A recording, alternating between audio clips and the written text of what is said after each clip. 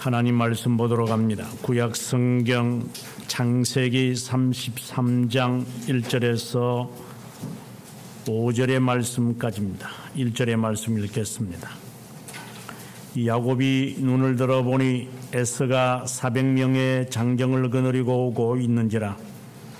그의 자식들을 나누어 레아와 라헬과 두 여종에게 맡기고 여종들과 그들의 자식들은 앞에 두고 레아와 그의 자식들은 다음에 두고 라헬과 요셉은 뒤에 두고 자기는 그들 앞에서 나아가되 몸을 7번 땅에 굽히고 그의 형 에서에게 가까이 가니 에서가 달려와서 그를 맞이하여 안고 목을 어긋 맞추고 그와 입 맞추고 서로 우니라. 에서가 눈을 들어 여인들과 자식들을 보고 묻되 너와 함께한 이들은 누구냐? 야곱이 이르되 하나님이 주의 종에게 은혜로 주신 자식들이니이다. 아멘. 17절의 말씀 함께 읽도록 하겠습니다. 야곱은 숫곳에 이르러 자기를 위하여 집을 짓고 그의 가축을 위하여 우리간을 지었으므로 그 땅 이름을 숫곳이라 부르더라. 아멘. 우리가 12장에서 아브라함에 대하여 우리가 말씀을 들었고, 우리가 지난주에는 이삭에 관해서 말씀을 들었고, 오늘은 야곱에 관한 말씀을 듣고자 합니다. 그리고 아마 다음 주에는 요셉에 관한 말씀을 저희들이 듣게 될 것이고, 그것에 대한 종합적인 것을 47장에서 아마 듣게 되지 않겠나. 그래서 족장들의 그 신앙이 어떤 것인가. 우리가 오늘 야곱을 보면서 결론적인 이야기지만 족장들의 신앙은 공통성을 갖고 있습니다.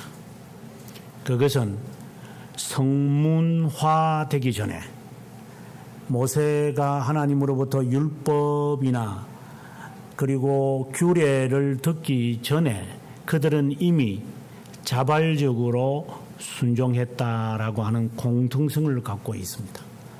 아브라함에 대하여 하나님께서 이삭에게 너의 아비 아브라함은 어떤 자였음을 그가 말씀한 것을 우리가 듣고 있습니다. 내 말에 순종했다. 정말 놀라운 말씀입니다. 이삭도 역시 그의 아버지의 신앙을 따라서 그는 양보의 양보를 거듭하면서 순종의 삶을 산 것을 볼 수 있습니다. 오늘 야곱을 보면 성격이 조금 다른 것 같아요. 하지만 오늘 본문을 통해서 우리가 분명히 밝혀지는 것은 형에게 지지 않으려고 태어날 때부터 발꿈치를 붙들고 태어난 야곱이지만 야곱의 또 다른 측면이 있는 것은 우리에게 감추어져 있는 것 같아요. 그것은 야곱의 성실성이라고 하는 겁니다. 야곱이 속이는 것도 있는 것도 사실이지만 그렇게 보면 참 성격이 나쁘다 이렇게 우리가 쉽게 평가 내릴 수 있지만 그는 성실한 사람이에요. 20년이라고 하는 기나긴 세월 동안 그는 라반이라는 자기의 외삼촌이 자신 몰래 이제 자기의 가족을 데리고 고향으로 돌아가는 자를 만나기 위해 군인들을 데리고 그를 공격하려고 왔겠죠. 뭐 우리가 당연히 상상할 수가 있는 것인데 쉽게 뭐 그런 결론을 내릴 수 있다고 봐요. 그런데 그를 맞이했을 때 야곱이 했던 말이 있습니다. 20년 동안 내가 당신에게 수고했지만 당신이 나에게 어떤 것을 주었고 나를 얼마나 속였느냐고. 이 부분을 볼 때 다윗의 재간은 있어도 그의 아버지였던 이삭이나 그의 할아버지였던 아브라함의 그 신앙이 그에게 고스란히 남아있는 거구나.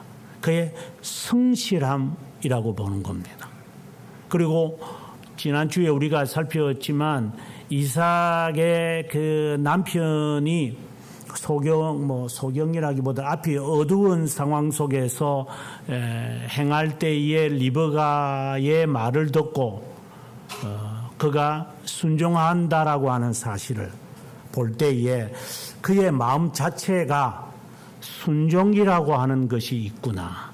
그것은 버릴 수 없는 족장들의 DNA가 아닌가 하는 것은 저는 이 말씀을 읽으면서 지속적으로 이 말씀에 대해서 듣고 연구하면서 느끼기는 공통성인 것 같아요. 나중에 요셉도 우리가 살피겠지만 그가 비록 형들에 의해서 노예로 잡혀온 신세 타령하고 자살할 수도 있겠죠. 아니 형들이 나를 버려. 하지만 그의 성실성은 39장에서 보디발이 보고 깜짝 놀랄 정도입니다. 그는 석방되리라고 생각을 했지만 감옥에 갇혔어도 그의 간수 그들을 이제 지배하고 살피는 간수장에게서 인정을 받을 정도로 보디발이 열쇠를 다 맡길 정도의 사람. 우리는 여기서 신앙의 분명한 DNA를 갖고 있어야 됩니다. 그거는 성실성입니다. 순종입니다. 거기에 조건을 붙이겠죠. 옳은 것에 대해서 내가 순종하겠습니다. 그 요구는 칭찬 들을 만하지만 그게 그의 방어 기제가 되질 않았으면 좋겠습니다. 오늘 본문만을 이렇게 보면 야곱은 그 훌륭한 면이 있음에도 불구하고 그것은 그의 DNA라고 우리가 여기고 결론에서 제가 다시 말씀을 드리겠지만 그의 삶은 참 닮고 싶지 않는 사람의 모습 끝까지 그의 삶을 표출해내는 것 같아요. 예를 들어서 오늘 우리가 33장에서 보면 14절에 내 주는 종보다 앞서가소서 나는 앞에 가는 가축과 자식들의 걸음대로 천천히 인도하여 세일로 가서 내 주께 나아가겠다. 세일은 이제 에돔 족속의 그 주된 거주지거든요. 이제 에스가 그곳에 이제 터전을 잡은 곳인데 가자. 지금 야곱이 하는 말은 내가 그곳에 갈게요. 가기는 뭘 가요? 안 갑니다. 지 말 자체를 지키는 자가 아닙니다. 이 사람은. 그리고 또 하는 말이 이 말을 이제 하기 전에 13절에 에스가 하는 말이 자, 이제 가자. 자. 이렇게 이제 이야기를 하니까 13절에 하는 말이 소와 새끼, 양들이 지나치게 몰면 다 죽을 것 같습니다. 그러니 천천히 가겠습니다. 정말 인간적으로 구역질을 나는 사람 같아요. 이런 핑계 저런 핑계 어쨌든 핑계와 이유만 있으면 그것을 말해서 저 사람을 설득시켜서 이유를 말해서 설득시켜 가지고 정말 짜증나게 만드는 것. 우리가 회사 생활을 하다 보면은 지가 챙겨 먹는 거는 모조리 다 챙겨 먹는 놈. 그것이 마치 권리인 줄 알고 권한인 줄 알고 교조 생활을 하면서도 느끼는 것이 많아요. 하나의 직장 생활이니까 10몇 년 동안 직장 생활을 하면서 느끼는 게 빼먹는 거는 다 빼먹는 놈들. 그러나 해야 될 것은 또 하기 싫으니까 그것도 합리적인 평가를 핑계를 대면서 또 안 하는 것. 그러면서 승진과 그리고 진급은 그렇게 원하고 정말 인간적으로 보면 그냥 우리 군에 같은 데 가가지고 그냥 두들겨 패고 싶은 그런 사람들. 야곱이 대표적인 사람이었습니다. 성실이라는 단어를 제가 초반에 제가 이야기를 했지만 그 DNA가 있다는 것이지 인간적으로 보면은 야곱이 선택받을 만한 하나의 이유도 없는 것 같아요. 인간적으로 정이 떨어지는 인간.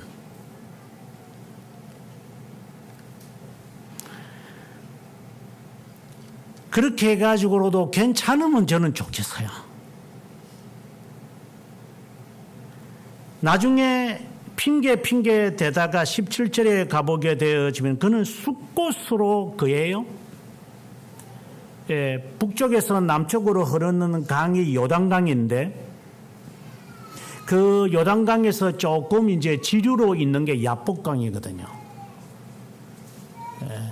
그런데 그 야복강 쉽게 말하면 그 요단강 동쪽에 숫곳이라는 장소에 자신의 거주지를 마련해요. 요단강을 건너가지 않아요. 거기에서 그는 그냥 사는 거예요. 초막새 짓고 그냥 지내겠다라는 거야. 그러니까 형하고 그냥 형은 그 요단강을 건너서 살고 있으니까 내 볼 날이 없다. 내 다시 안 볼 거다. 또 언제 저 형이 마음이 이렇게 변해가지고 군사 400명이 있으니까 언제 또 나에게 와가지고 다 빼앗아 갈 줄 모르겠. 이런 지가 그 짓을 하니까 형도 그 짓을 하는 줄 알아요.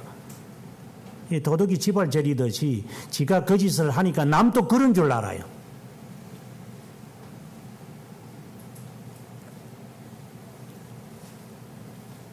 저희 나라의 정치하는 이 행태에 관하여 여러 분석가들이 하는 말이 가운데 한 사람이 하는 말이 지난 정부가 하는 그 짓거리들도 그 다음 정부도 그렇게 하는 줄 알고 미리 그것을 못 받기 위해서 한대요. 자기가 그 속에 있다가 탈출한 사람이기 때문에 잘 안 돼요. 도둑놈이 지발 지리는 것과 같은 것이죠.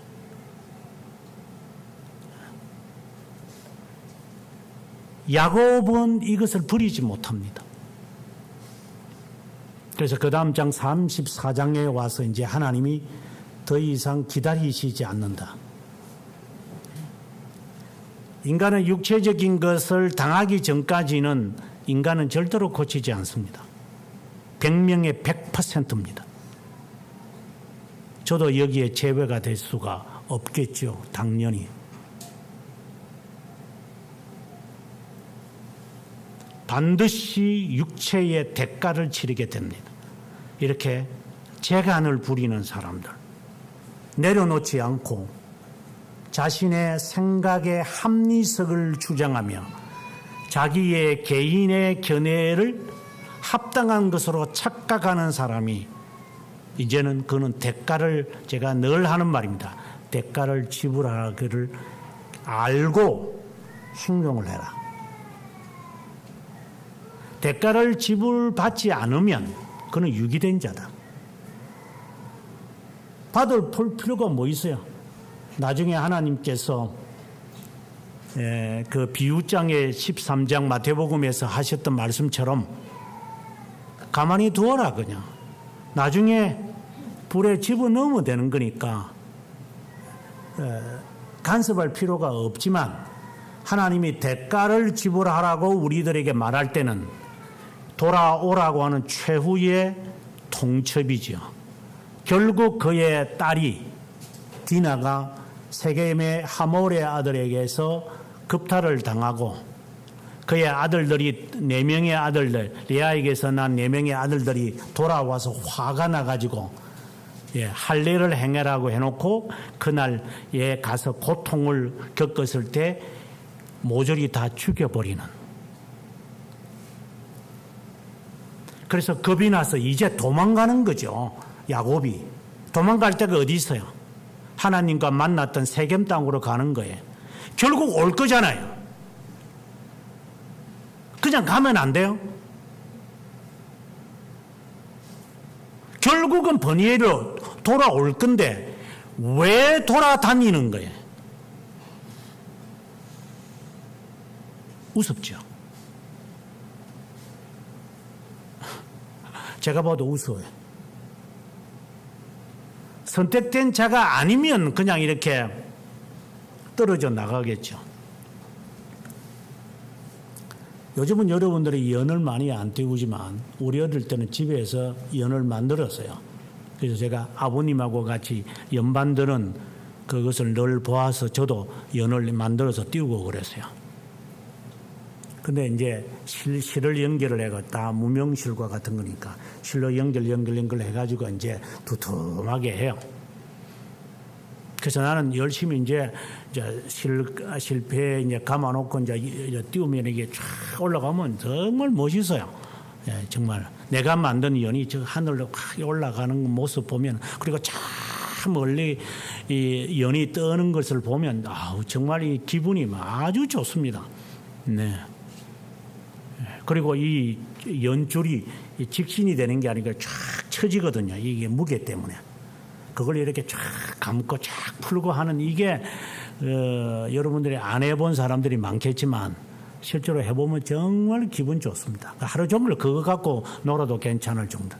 그러던 어느 날 못 모르게 열심히 풀었습니다. 이렇게 한쪽은 딱 이렇게 제가 이게 실을 감는 것도 제가 만들 줄 알거든요. 아버님이 배웠어요. 이렇게 딱 이렇게 손으로 이렇게 딱 하면은 딱 풀리고 이렇게 가고 쫙 하면 걸리고 막 이런 아주 제가 재미있게 만든 기억이 나는데, 근데 어느 날 실을 이렇게 많이 감아가지고 열심히 연을 띄워가지고 해놨는데 이 연이 이 바람에 타니까 막 가만히 이렇게 딱 이렇게 잡고 있으면 쫙 풀려요. 그냥 그 바람에 그 압력 때문에 쫙 풀리다가 끝나버리는 거예요. 제가 뭘 못했는가?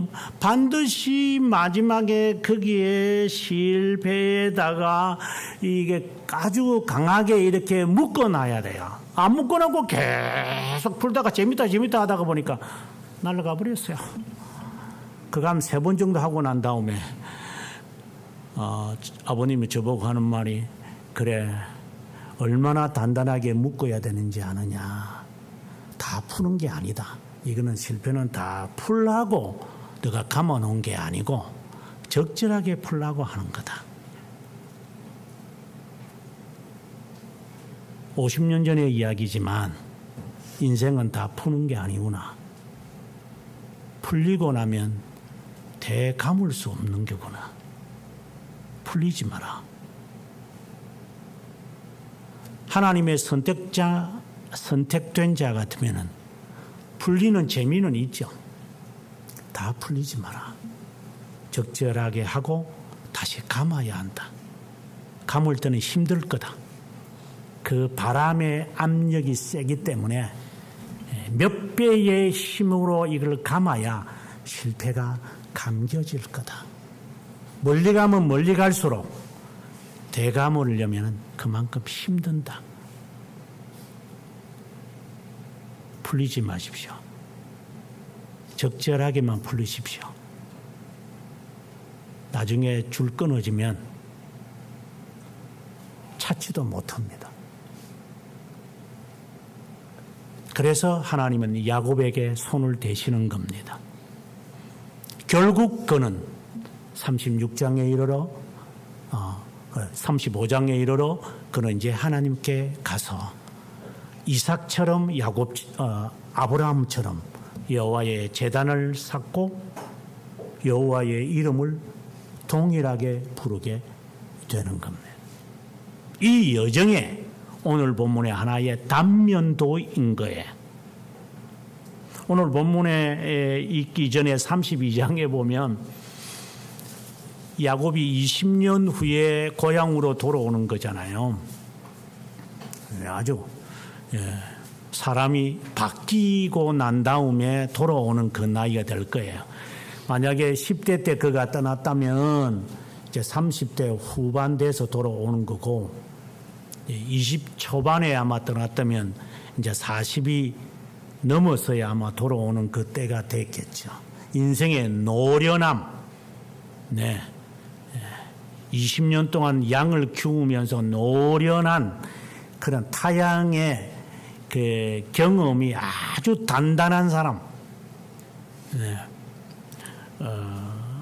몇 주 전에 그 말도 제가 했지만 처음에 한국에 와서 교수로 있었지만 그냥 옥탑방이든 어딘지 간에 내가 그냥 비 맞는 것만 없으면 된다 하는 그 마음으로 제가 한국에서 시작한 것 같아요.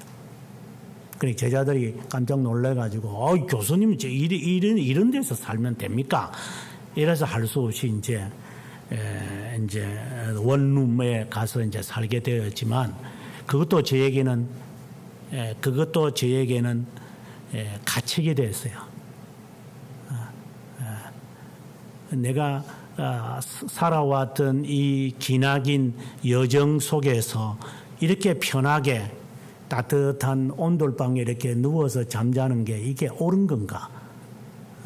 그 마음을 제가 안 놓치려고 했는데 이게 사람이 또 바뀌어가지고 나중에는 이제 침대까지 갖다 놓고 이제 배가 부르니까 이제 35인치까지 이제 올라갈 정도로 이제 까불게 되게 됐죠.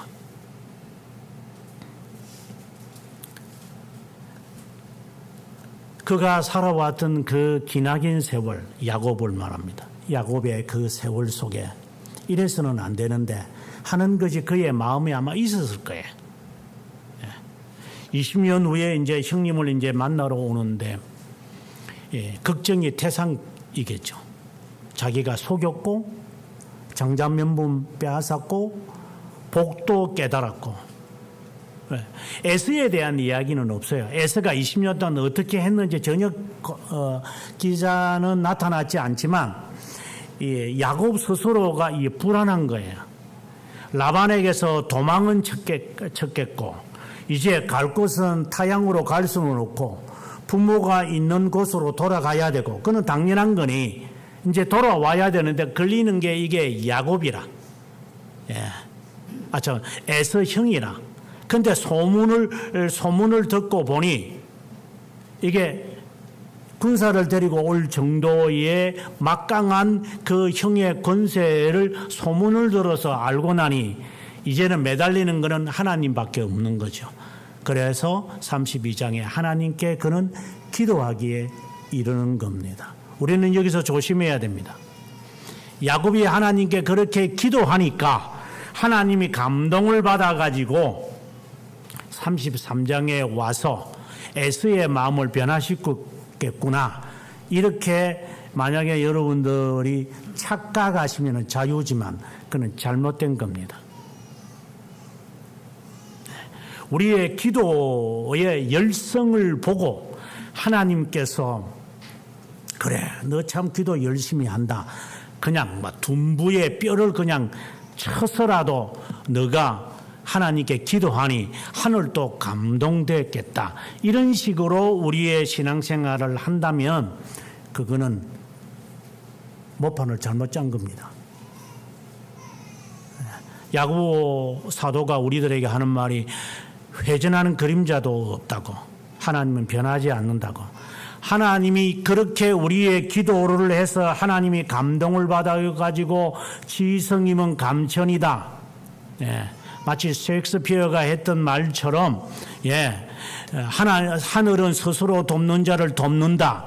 뭐 이런 식의 이야기들 그래서 우리가 이렇게 노력하고 비나이다 하면 하나님 또 은혜를 베푸시겠지, 이런 식의 그 기복신앙, 그래서 교회들마다 특세를 하는 것도 거짓이겠지만, 그렇게 하면 무슨 신앙이 갑자기 성장한다거나 신앙이 갑자기 높아져서 하늘에 닿는 줄 알지만 그는 착각입니다. 하나님의 영원성을 부인하는 이단 사상과 같은 겁니다. 하나님은 변하지 않습니다. 하나님이 변하지 않는다고 말하니까 사람들이 정말 고지식한 외통수구나 이렇게 생각을 하지만, 그런 생각을 갖고 있는 사람이라면 그 사람은 아주 인생을 조금 쓴맛을 더 봐야 됩니다. 사람은 변하게 되어 있습니다. 모든 사람이 변한다고 저는 생각하지는 않습니다. 사람은 변하게 되어 있습니다. 하나님이 선택한 자는 하나님이 변화시킵니다. 변화시킬 수밖에 없습니다. 변화되어야 그가 하나님에게 적합한 자가 되기 때문에. 하나님은 영원하신 분이시기 때문에 이 모든 것은 하나님의 계획 아래에 있고, 야곱은 지가 지발이 저리는 거예요. 마치 하나님 앞에 열심으로 기도하는 거죠. 마치 우리가 어떤 불행을 당하면 우리 다 그런 신앙생활을 하잖아요.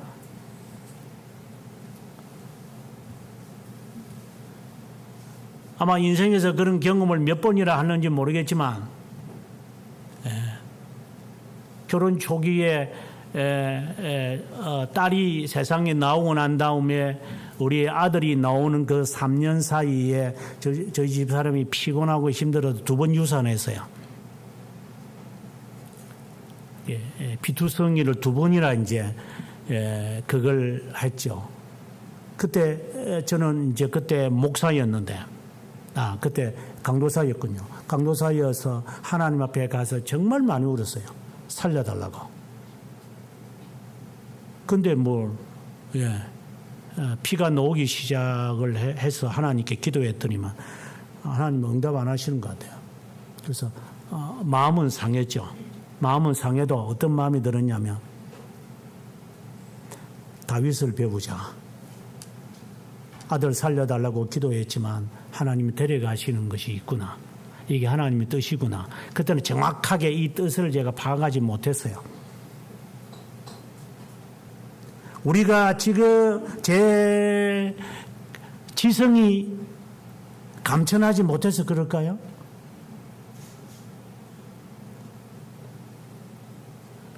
지성이면 감천한다는 말이 진리입니까?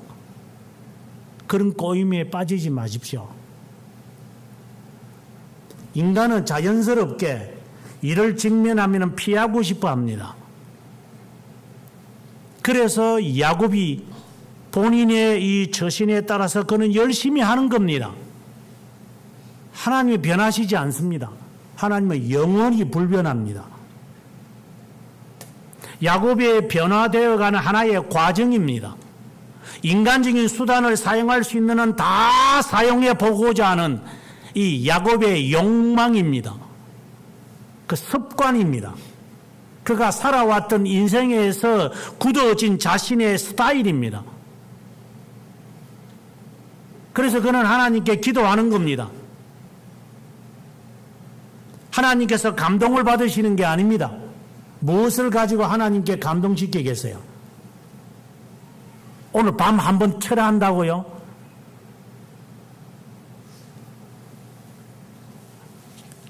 정말 우스운 이야기 아니에요? 40일간 새벽기도에서 하나님께서 감동을 받는다고 말하는 그 말이 우습지 않습니까? 자연스럽게 하나님의 자녀이기에 40일이든 100일이든 내가 하나님께 기도한다. 이것이 자연스러운 거지. 하나님이 들으실 것을 믿으면서 기도하자 라고 하는 것은 철학이잖아요. 오늘 오전에 배웠지만 쇼펜하우어와 다를 바가 무엇이 있어요?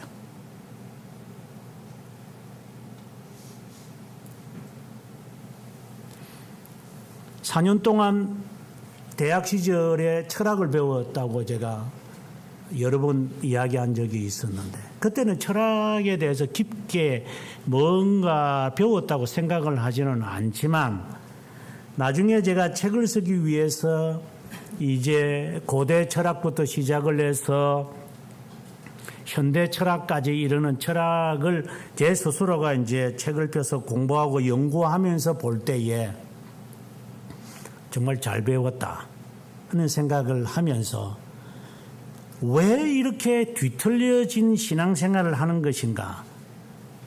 나도 마찬가지지만 우리 모두가 이게 철학이구나. 인간은 자기의 철학에 따라 살아가는구나. 이 철학을 내려놓기 전에는 신앙을 동시에 두 개 가지려고 하는 욕망을 내려놓기 전에는 그리스도를 만나기 어렵겠구나. 그런 결론이 내려졌어요. 그러고 난 다음에 교회들마다 문제 있는 그 한국 교회가 문제가 많으니까 문제 없는 교회가 어디 있겠습니까만은 바라보면서 이제야 답이 있구나. 저자들은 신앙이 아니고 뭐 저도 포함될는지 모르겠지만 철학자구나. 저희들이 이데올로기를 갖고 있는 애들이구나. 그러니 이 격정을 멈추질 못하는구나. 이념과 이념과의 싸움이니까. 잘하든 못하든 어쨌든 이 나라를 위해서 수고한 지도자가 귀향을 했으면 박수는 못 칠 망정 그 밤마다 확성기를 갖다 대는 놈들이 있는 걸 보면 저놈들도 이념에 빠진 놈들이구나. 이념에 딱 갇혀 있으면 물불을 가리지 않는 것. 인간은 네가 왜 그렇게 화를 내냐, 네가 왜 그렇게 말을 안 듣냐, 이념이니까. 이 잘못된 철학을 갖고 있는 애들이니까 빼내지를 못해요. 저게 성령 하나님께서 그를 무너뜨리기 전에는, 견고한 여리고성을 무너뜨리기 전에는 절대로 무너지지 않는 완고하고 완벽한 이 아성을 지니고 있기 때문에 철학이구나. 이제 한국교회에 대한 답을 찾았다. 여러분들에게 아주 제가 강조 많이 합니다. 신념, 이념, 철학, 하나님 앞에 내려놓기 전에는 주님을 체험하지 못할 겁니다. 그 쓸짝에 없는 거 들고 다니지 마시고 무거운 짐, 그 철학이 뭔지 배우셔서 내려놓으십시오. 그전에는 어깨가 무거울 겁니다. 어깨통이 무거워가지고 막 어깨가 결려서 잠도 막 자기 어려울 겁니다. 어깨가 갑자기 아프다. 어깨 결리지 마시고 푸십시오.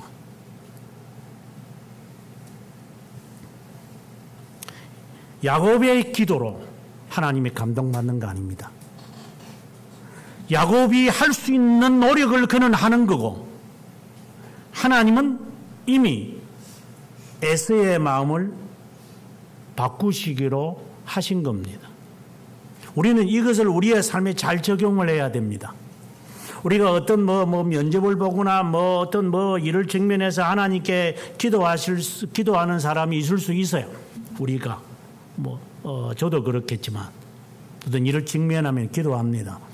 최근에 제 조카의 아들이 막 경기 같은 걸 됐는가 애가 갑자기 막 이렇게 넘어졌대요. 애가 사경을 헤맨다고 그래요. 그래서 저희 누님 권사님이 나 목사 기도 좀 해줘. 기도 좀 해줘. 그래서 기도하지요. 제 마음은 그렇습니다. 하나님이 정하신 대로 하실 것이지만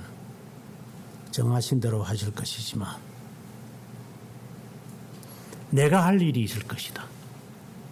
내가 조카를 위하여, 조카의 아들인 손자를 위해서 내가 할 일이 뭘까? 저는 기도 속에서 그 답을 찾았어요. 저는 그것이 진정한 기도라고 저는 봅니다. 생명은 하나님께 있는 거고 이제 퇴원한대요. 그래, 소식이 와서 고맙다.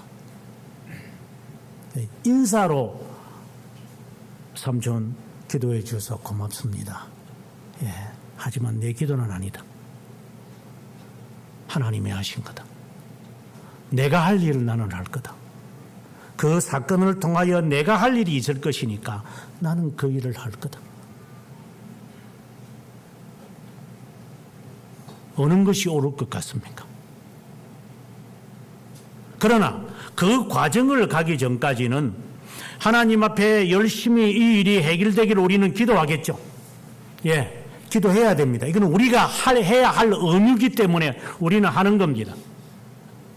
만사는 하나님께 달려있기 때문에 하나님의 어떤 일을 우리에게 결론을 내리시든 그것을 수용하고 감사하는 마음으로 해야 할 일을 찾는 것이 필요한 것이지, 떼기장 막 집어 던지는 것처럼 에이 못해 먹겠단 말이야. 에? 이런 식으로 신앙생활을 한다면 그 사람은 철학자입니다.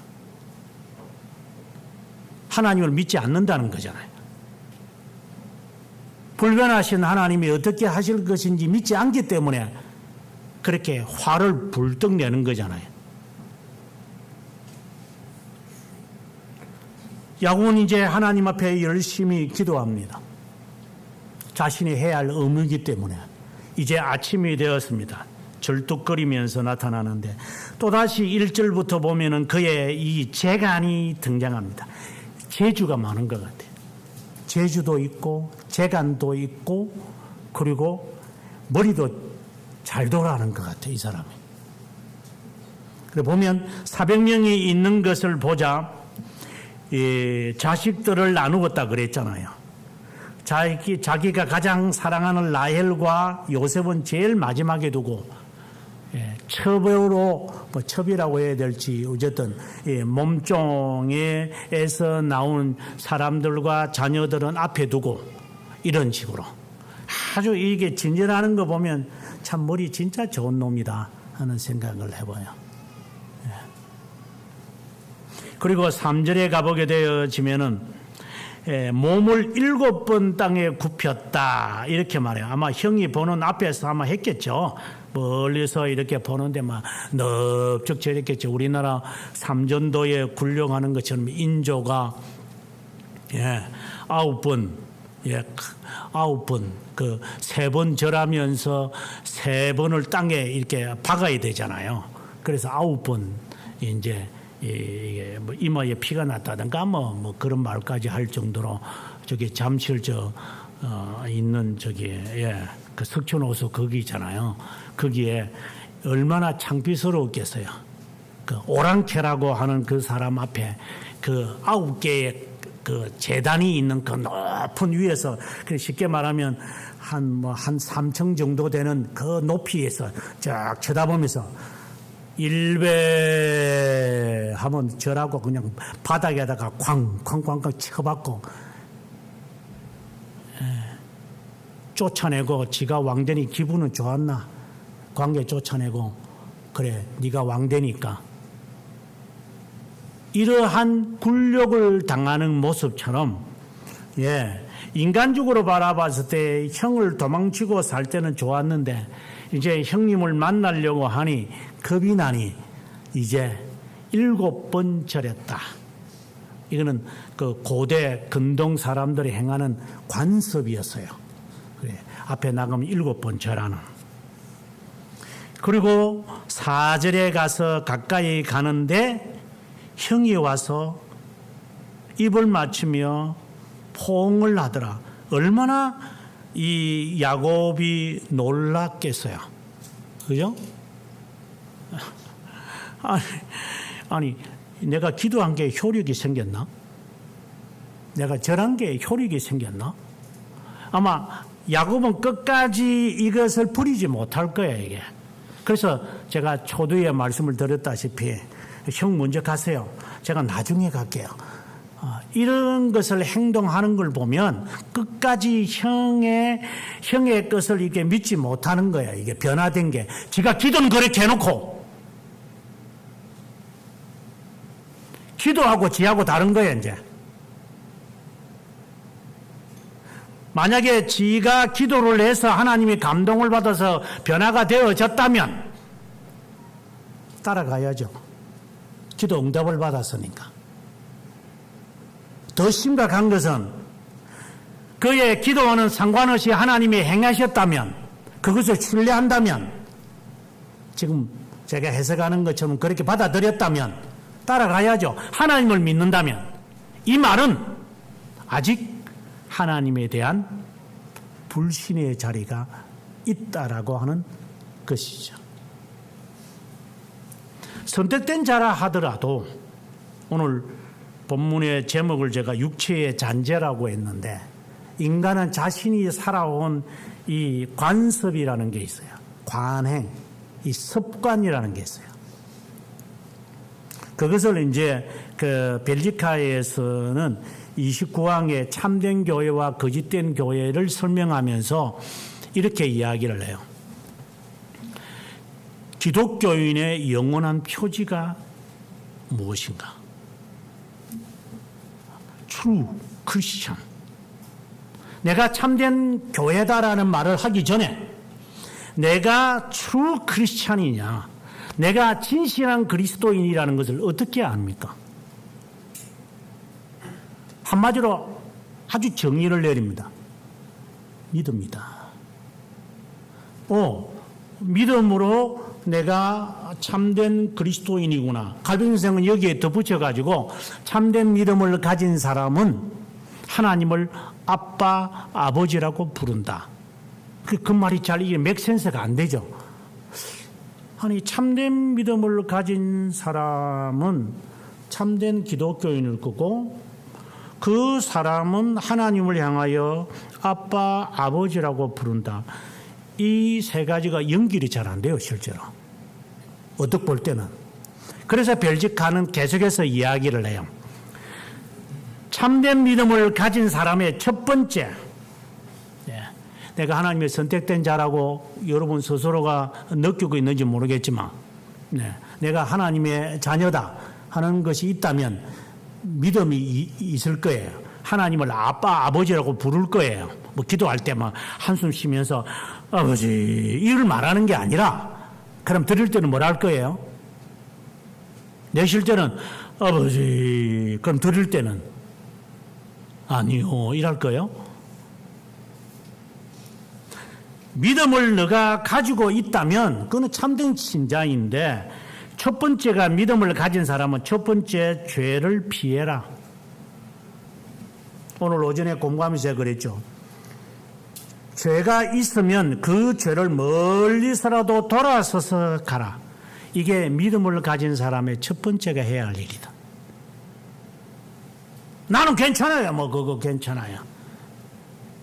뭐가 괜찮은데? 알면서도 하는 것, 이것이 잘못된 것인 줄 알면서도 행하는 것,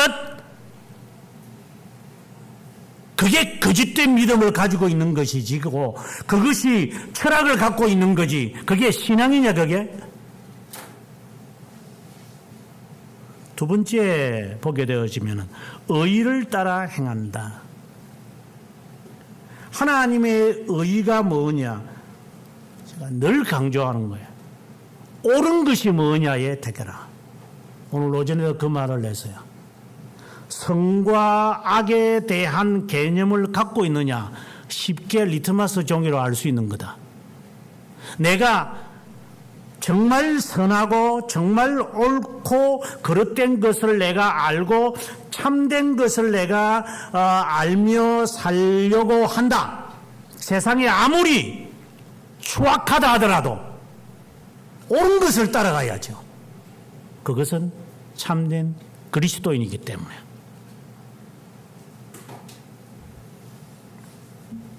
처음에 저희 교회 개척을 하고 이 주보에 처음 이 교회 주보하고 지금하고 똑같아요. 제가 성격상으로 잘 안 변하니까 이제 그런데 표의 제1의 표에서 두 번째인가 제가 이런 표의를 정했어요. 좋은 것을 하지 말고 옳은 것을 행하라.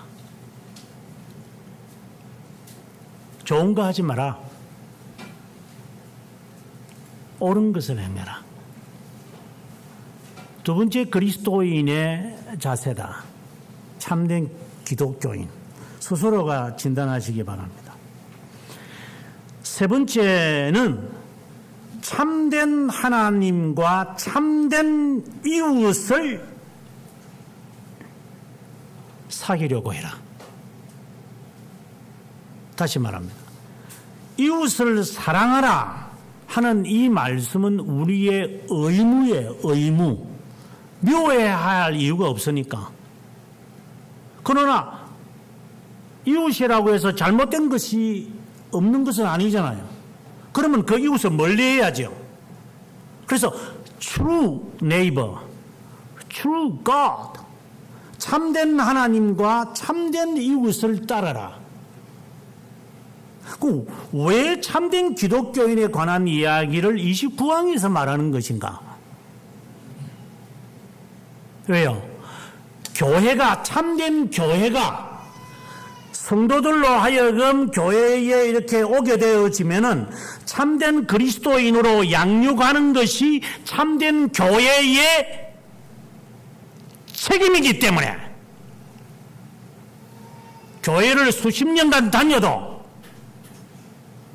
죄에서 피해라, 의를 따라 살아라, 참된 하나님으로 향해라 하는 말을 듣지 않고 살아왔고 지 마음대로 살았으니 그것이야말로 거짓 교회지.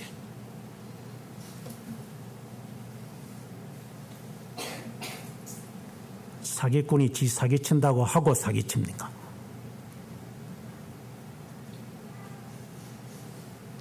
네 번째는 좌충우돌하지 마라. 여러분의 습관 가운데서 이런 습관을 갖는 사람이 있어요. 젊을 때 뭐 한번 해보고 나면 뭐 지가 알아서 하겠지. 뭐 한번 해봐 그러면. 해봐? 부모가 그따위 짓을 해요? 자식이 실험의 대상입니까? 해봐?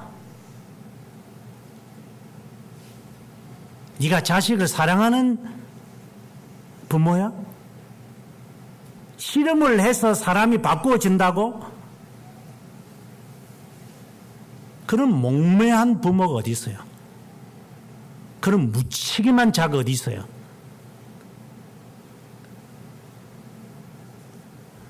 좌충우돌을 우리가 하게 될 때에 적게 좌충우돌하도록 우리가 부모로서 교회가 노력하는 것이지. 좌충우돌 안 하는 사람 어디 있어요? 다 실패하고 좌절하고 좌초하는 거죠, 인간은. 하지만 그것을 줄여가는 것이 인간됨이지. 참된 기독교인이 그렇다 이 말입니다. 마지막으로 참된 기독교인이 믿음을 갖는 것의 마지막이 무엇이냐면은 오늘의 말씀의 제목이지만 육체의 욕망을 십자가에 못 박으라 라는 말입니다. 십자가에 못 박으라. 지금 이 야곱으로 다시 돌아와서 야곱은 어떤 일을 직면하면 자신이 갖고 있는 이 모습대로 행동을 해요. 재주와 재치와 그리고 재간이 있는 사람이니까. 지 습관대로 하거든요. 우리 모두가. 그래서 그는 습관대로 했어요. 그러고 난 다음에 이게 믿지를 못하는 거예요. 이 불신에 가득 차 있는 거예요. 불신에 가득 차서 하지 않는 것보다 믿어서 실패하는 게 훨씬 나아요. 의심을 가져가지고 불안에 떨면서 행하지 않는 것보다 둘의 경죽을 따지라면 믿고 손해보는 게 낫다 이 말입니다. 손해는 회복할 수 있지만 불신을 해서 의심하게 되어지면 그는 돌이키지 못하는 질병이에요. 그는 죽음에 이르는 질병이에요. 남편을 믿겠어요? 부인을 믿겠어요? 자식을 믿겠어요? 부모를 믿겠어요? 온 전신에 다 의심이라. 저놈이 저래서 저러겠지. 이놈은 저래서 이러겠지. 전부 불신밖에 없어 이게. 그거는 질병이고 그거는 정신병이에요. 정신병. 경죽을 따지라면 믿고 손해봐라 차라리.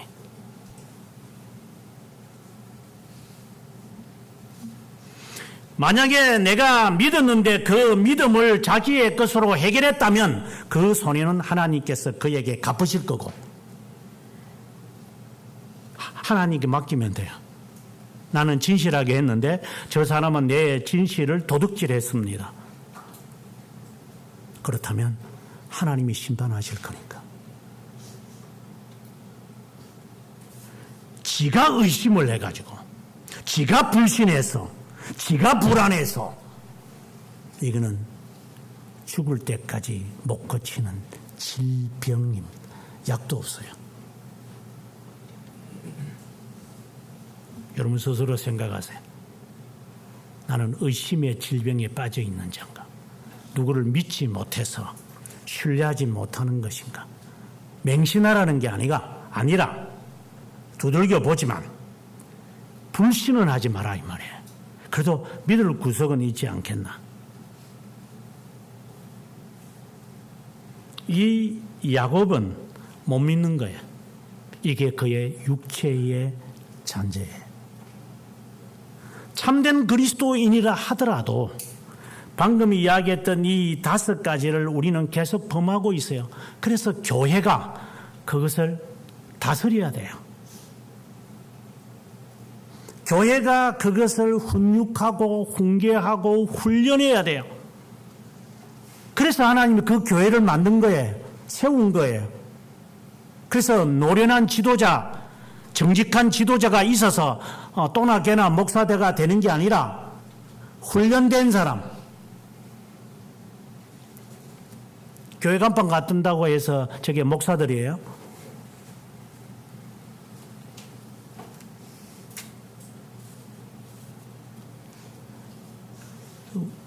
한국 교회 가끔씩 보니까 교회가 잘 안 되면 제가 다녔던 학교 가르치는 학생들 가운데 사회복지학과 나와가지고 사모님이 사회복지학과 그래서 평일날 교회는 이렇게 비어 있으니까 이게 사회복지 한다시고 우리 여기 지하실에 있었던 교회도 그거 아니에요. 뭐 청소년들을 위한다고 뭐 청년 뭐 문화. 그래서 제가 목사님 보고 하는 말, 목사님 그런 거 하지 마시오. 두들기고 아이들을 위해서 그 꿈을 야무지게 가지고 있습니다만은 교회는 그런 짓을 하는 게 아니니까 교회는 말씀으로 사람들을 양육하고 엄마가 자녀 키울 때 이런 거 저런 거 준다고 키우는 게 아니라 그냥 엄마의 모유를 성실하게 주면 아이는 건강하다고 그거로 족하다고 그 이상 필요가 없다고. 교회는 말씀으로 또박또박 하면서 훈계하고 훈련하고 훈화하면 되는 거라고. 그 틈 사이에 사람이 안 바뀌지니까 이걸 왜 안 바뀌지? 조급했거든 인간이. 안 바뀌어지면 사람이 조급해지니까 이제 달달달달 뽑기 시작하는 거죠. 이제 냄비 신앙이 나오기 시작하겠지. 그래서 이제 그때부터는 위협도 있고 여러 가지를 다루기도 하고 여러 가지의 방법이 이제 아르미니우스 파와 같은 이런 방법들이 막 동원되겠죠. 다 그 이웃집에도 저라던데 앞집에도 저라던데 윗집에도 그러는데 아래대도 보면은 뭐 그 앞에 그 차만 있으면 아이들이 우 가던데 우리 애만 외톨이에게 앉아가지고 여기 있던데 그러면 안 되잖아. 뭐 빨리 돈 좀 벌어 와서 애들 좀 보내도록 해. 애가 기가 죽고 살잖아. 이런 식으로 훈련을 시키니까 이거 앉아가지고.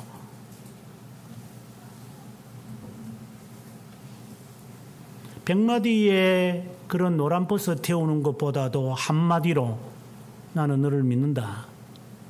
제가 미국에 가서 아이들을 다 키우면서 제 스스로에게 자녀 교육에 철학이 되었던 게 You are my pride. 너는 내 자랑이다. I'm so proud of you.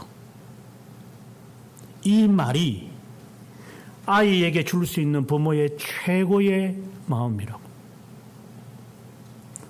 늘 그렇게 자란 것 같아요. 은성아, 너는 곁길로 안 갈 거야. 엄마가 믿는다. 아빠가 없지만 너가 지금은 조금 곁길로 가는 것이 있어도 너는 다시 제자리에 돌아올 거다. 나는 너를 믿는다. 그 말이 제 귀에 쟁쟁거렸어요. 항상. I trust you. 부모가 나에게 유치원을 보내지 않았고 과외 수업을 시키지 않아도 괜찮았어요. 친구들이 다 그런 데 가더라도 외톨이가 남아 있어도 괜찮아요.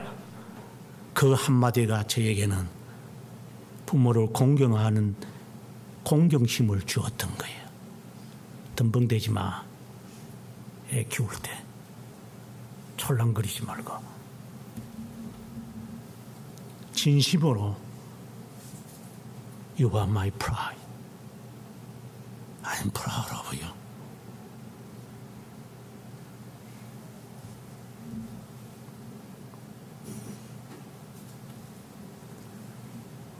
교회가 성도를 그렇게 양육하며 하나님이 변화시킬 때까지 기다리는 것이 필요하지. 촐랑거리면서 세상의 철학과 여러 프로그램을 가지고 사람 바꾼답시고 사람 돌려가면 나중에 마음의 이 상처는 빼내지 못할 거예요. 여기 젊은이들이 나중에 결혼해서 자녀를 양육할 때도 기억하세요. 자녀 내팽개치고 돈 벌려고 쏘달아 다니지 말고 자녀와 함께 적게 먹고 적게 쓰세요. 적게 벌면 적게, 돈 많이 벌어오라고 그냥 닥닥거리지도 말고 적게 벌면 적게 살자 여보. 그 정신으로 평생 사세요.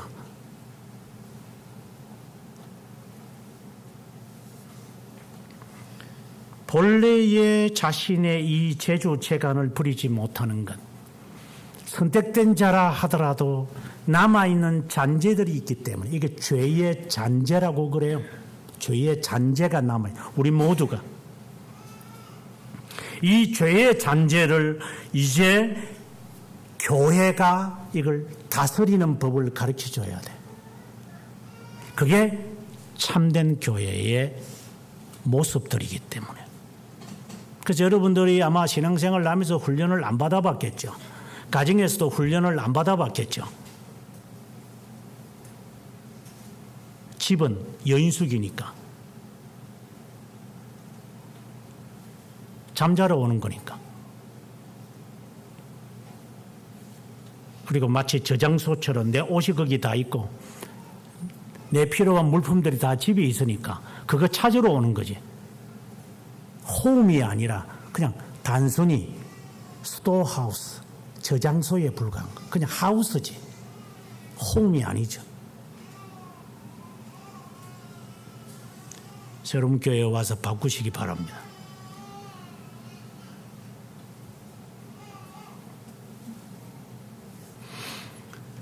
하나님은 이러한 그의 재간을 없애야만 되기에 20년이라는 기나긴 세월을 지나도 이 야곱은 그래도 남아있는 이 잔재로 인하여 그는 계속해서 살아가는 겁니다. 그러면 이것을 없애는 방법은 뭐예요? 비결은 없어요. 방법은 있어요. 다윗에게서 답을 찾아야 돼요.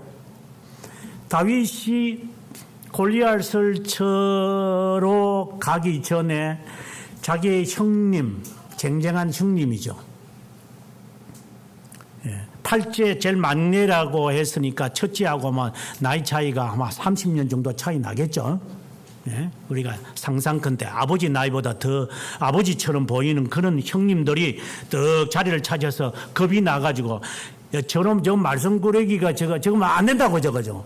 이렇게 이야기하지만 그는 골리앗을 향하여 가요. 왜요? 그는 훈련된 자이기 때문에. 사울이 그러잖아요. 왜 투구를 벗고 왜 갑옷을 벗느냐? 아닙니다. 제가 목동으로 있을 때 사자도 이리도 곰도 제가 양을 구했습니다. 본래 내 하는 모습 가지고 저는 나갈 겁니다. 훈련받은 대로 살아가는 거예요.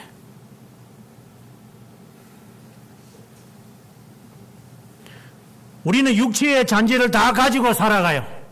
못된 성격 다 갖고 있어요, 우리는요. 이 사람 말 들으면 저 말하고 듣고 싶고, 저거 보면 저거 갖고 싶어요. 우리 인간이 다 그래요, 우리는요.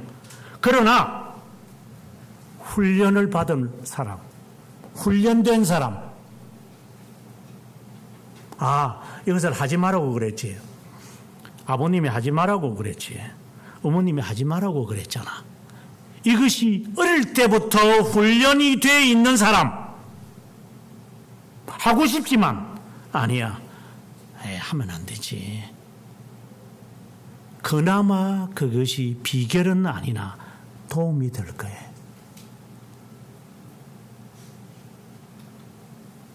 제가 항상 하는 말, 자식이 왜 네 말 안 들어? 네가 어떻게 훈련시켜서 그래?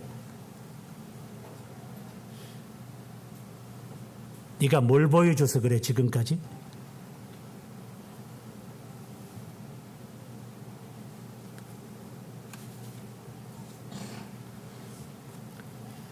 지금까지는 그랬겠죠. 우리의 삶에서. 몰랐으니까. 그러면 이후에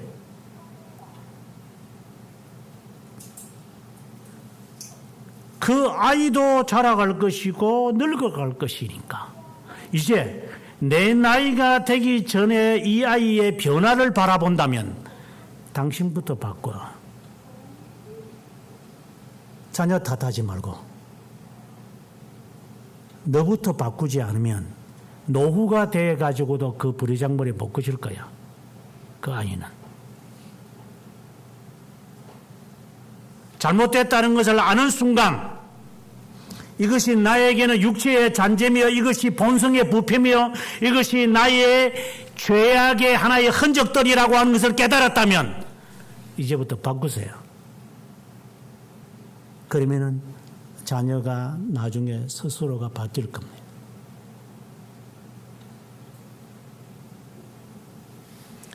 요즘에 와서는 제가 그 말을 안 하지만 한 5년, 4년 전만 하더라도 13년 동안 티네이지들이 침묵의 13년이라는 말을 제가 곧장 썼어요. 청소년 시기에 아이들이 아무 말 안 하고 지금 말 잘 듣죠. 요 꼬마들이. 모든 것을 지켜보고 있을 것이다. 13년을. 그러고 난 다음에 이제 지가 중학생이 되고 고등학생이 되면서 티네이지의 이유 없는 반항이라는 게 어디 있어요? 금세 부모 앞에 무릎 꿇게 돼 있죠. 정상 같으면. 근데 이게 뻗나가면서 말 안 들어? 기차 타고 부산까지 가버려 이게. 그것은 13년의 침묵의 시간을 깨고 이제부터 한가하기 시작하는 거야. 그 대가는 치러야 돼. 13년을 치르세요. 13년 동안 무심코 자녀한테 그렇게 행동을 했다면 13년 동안 그 대가를 하나씩 26세까지 당하십시오. 그렇게 당하지 않으려면 어릴 때 정신 차리고 제대로 훈육을 하든가. 죄의 잔재를 다스리는 길은 우리에게는 그 일 외에는 없어요. 싸울 수밖에 없는 거예요. 그 다음에 사울 왕의 경우를 보면 우리가 이스라엘의 백성의 역사를 볼 때 참 잘 드러나는 이 육체의 이 본성의 부패에 따라가는 이 모습이 잘 나타나는데, 하나님이 정하시기도 전에 이스라엘 백성들은 이방인들처럼 행동하겠다는 거였잖아요. 우리도 왕을 달라는 거야. 우리도 민족을 이루겠다는 거야. 이거 정말 싫다라는 거야. 내가 이 탈에서 벗어나고 싶다라는 거였잖아요. 예. 지금 돌아올 그 재산, 앞으로 돌아올 재산 지금 다 달라는 거잖아요. 내 다 챙기고 나가겠다고. 언젠가 그 말을 했지만 제 아들이 한국에 오니까 여기 미국에 살다가 한국 오면 이 정말 좀 속된 말로 콧대가리 같은 일이 집안에 살면서 얼마나 답답했겠. 저도 진짜 답답했고 저희 집사람도 오자마자 답답했고요. 진짜 이게 막 진짜 무슨 과거에 패티김이 노래 불렀던 것처럼 말이야. 비둘기처럼 다정한 그러면 노래 때문에 온통 비둘기 집밖에 안 보이고 말이야. 저도 비둘기 집에 살고 있지만 이러한 속에 사니까 지가 복등이 터지는 거야. 또 아침에 뭐 전철을 타고 뭐 또 뭐야 그 직장 가려니까 막 귀찮거든. 그러니까 아빠 저 나가겠대. 그래. 이게 진짜 이게 말 안 되네. 그래서 그래 어디 갈 건데? 친구들하고 같이 살겠대. 그럼 살아라고. 그럼 어쩌겠어. 한 몇 개월 1년 정도 살았나? 1년 좀 지났나? 들어오겠대. 지금은 왜 들어오느냐 하니까 힘들 때. 그래 왜 힘들어? 나갈 때 마음은 어디 갔으니까 아고 몰라서 나갔대. 그래 이제는 안 나갈게. 이제 안 나갈 거라 해. 제 아들이지만 저걸 어찌해야 되나 하는 생각이 드는 경우가 있죠. 금세 후회할 걸 저래 까불고 그렇게 까부는 건 애는 아니었지만 어쨌든 그 부분에 대해서 제가 까분다라는 표현을 썼는데, 그래서 늘 그랬죠. 들어와 고생하지 마. 니 봐. 밤에 밤참 먹으면서 살이 부둥부둥 무슨 금복주처럼 포동포동 살만 찌고 앉아가 운동도 안 하고 말이야. 친구들하고 뭐 했겠어 지금.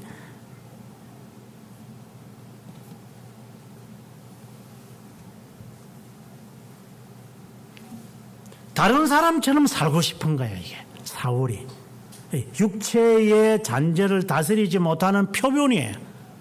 그래서 하나님께서 그래도 라고 하시며 사울 왕을 선출하도록 만들었죠. 조금만 기다리면 다윗 왕이 등장할 건데 못 기다리는 거 이제 이게 탕자의 모습이, 육체를 다스리지 못하는 사람들의 이 초조함, 이게 기다리지 못하는 사람들. 하나님을 신뢰한다면 하나님께서 정한 기한이 있다면 그분이 행하실 것인데 그것을 기다리지 못하는 사람은 육체의 잔재에 속해 있는 사람, 그것을 다스리는 사람은 순종하는 사람, 옳은 것에 관하여 자신을 쳐서 복종시킬 줄 아는 사람. 물론 이것은 선택된 자에게 제한된 이야기지만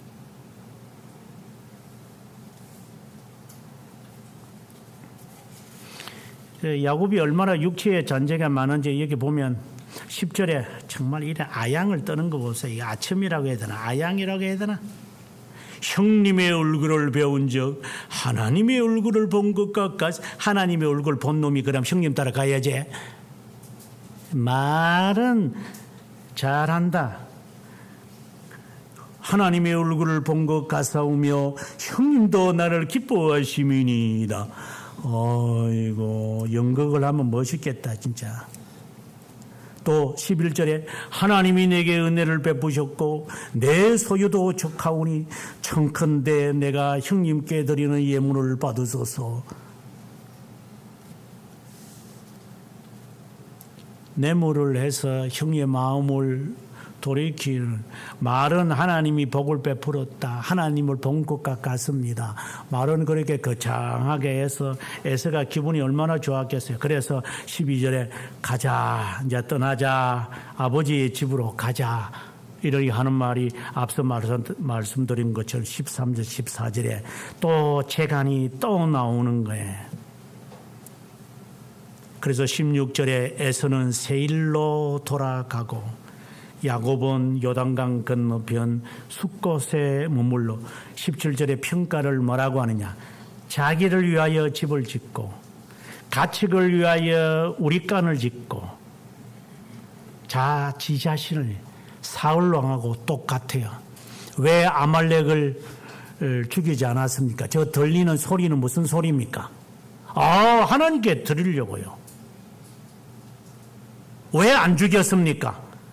저 자식까지 어떻게 죽입니까? 누구를 위한 건데? 자기를 위하여. 앞에서는 뭐 하나님이 어떻고 저떻고 육체의 잔재가 이 정도로 심각합니다. 그래서 핑계를 합당하게 확실하게 내죠. 핑계를 대어야 저 사람이 말을 더 이상 안 할 거니까. 이게 육체의 잔재에 아주 따르는 사람의 대표적인 모습입니다. 그러자 18절에 가보면 야곱이 밧단 아람에서부터 평안히 가나안 세겜 땅에 이르러 평안히 하나님이 인도하셔서 여기 오게 했는데 그는 아니더라 이 말입니다. 하나님은 그를 20년 동안 약속을 지키셨는데 내가 무사히 돌아오면 이곳이 하나님의 전이 될 겁니다. 제 약속하겠습니다. 약속인가 다 까먹는가? 신앙생활 제대로 하지 못하는 애들이나 사람들한테 제가 늘 동의란 표현을 쓰는가? 당신 세례받을 때 뭐라고 했지? 이 교회 이 교회 등록하고 싶을 때 당신 어떤 마음을 가지고 왔지?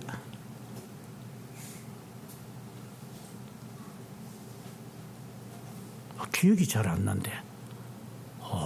망각의 땅에서 사시는군요. 그러면 자유하십시오. 기억하지 못하는 자들. 뭐라고 내뱉은 것도 몰라요. 지가 입에서 내뱉은 것도 기억하지 못하는 자. 인간관계를 맺으면서 제일 제가 상스럽게 새기는 목록 가운데 하나. 기억이 안 나는데요. 그래 했어요 제가요. 아닌 것 같은데요. 속된 말로 미치고 환장하겠어요. 이런 인간을 내가 믿을 수 있나 이게 할 정도까지가. 지가 무슨 말을 했는지도 모르는 사람. 이 몽유병 환자 같아?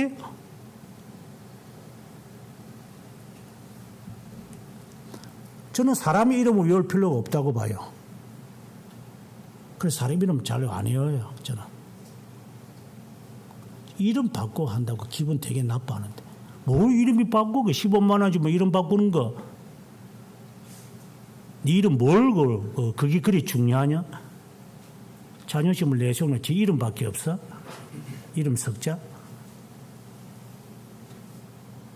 그 사람을 기억하는 게 더 중요하지 않아?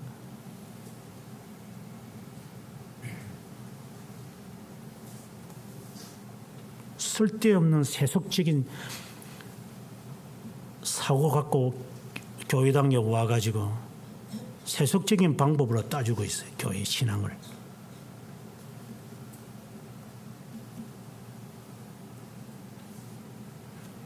야곱, 네가 무슨 말을 했더니가? 이게 우리가 갖고 있는 잔재들이에요. 그래서 제가 새벽마다 여러분에게 강조하는 거예요. 첫마디 말하려고 하지 마. 프레임을 갖고 기도해. 하나님께. 한마디 한마디 또렷또렷하게 기도해. 따발통처럼 쏟아내지 말고 한마디도 안 해도 괜찮아. 하나님의 말씀을 그냥 외우기만 해라도 해. 기도를 제대로 배우라고.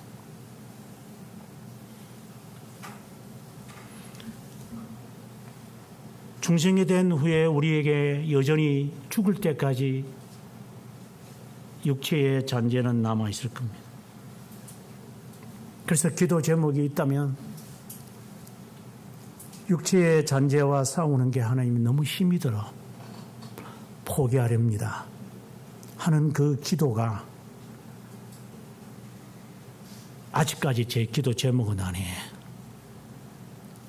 육체의 잔재와 싸울 만한 아직 여력은 있는 것 같아요. 제가 싸우면서 가겠습니다. 더 이상 싸울 여력이 없으면 그때 제가 포기하겠죠. 육체의 소욕과 싸우는 것 포기하지 마십시오.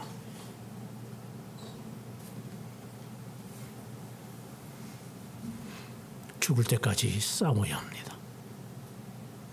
한두 번 행사치리했다고 해서 우리 욕심, 욕망이 없어진다고 착각하지 마십시오. 건강을 보시면 아실 겁니다. 3일만 지나면 근육이 풀립니다. 아마 한 주간 정도 쉬고 지금 여러분들이 이제 이래 토요일마다 저하고 운동을 하지만 아마 한 주간 지고 달리기 하시는 사람들이 하는 말들이 있잖아요. 목사님 한 번 쉬거나 이게 참 힘드네요. 힘들죠. 신앙도 그와 같을 거다. 달리지 않으면 힘들 거다. 하나님 나라 갈 때까지 오늘 본문에 나타나는 야곱의 이러한 잔재주 우리 모두가 갖고 있는 사람들입니다. 싸우십시다. 나중에 싸울 힘이 없으면 그때 기도하십시오. 하나님, 이제 제 기력이 다한 것 같아요.